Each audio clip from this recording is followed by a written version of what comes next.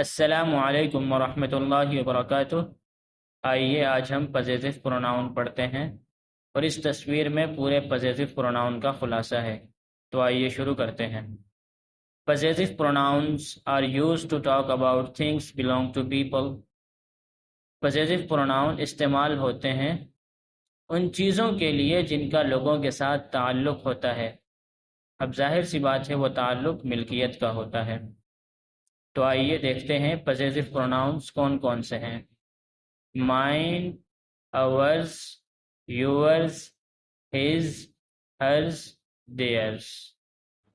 یہ بات یاد رکھیں کہ پوزیٹو پروناؤن کے بعد ناؤن استعمال نہیں ہوتا، جبکہ اس کے مقابلے میں پوزیٹو ایڈجیکٹو کے بعد ناؤن استعمال ہوتا ہے۔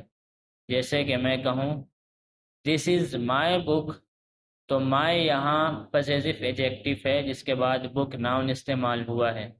لیکن اگر میں کہوں دس بک از مائن، تو یہاں بک جو ہے وہ مجھے مائن سے پہلے لگانا پڑے گا، مائن کے بعد کوئی ناؤن استعمال نہیں ہوگا۔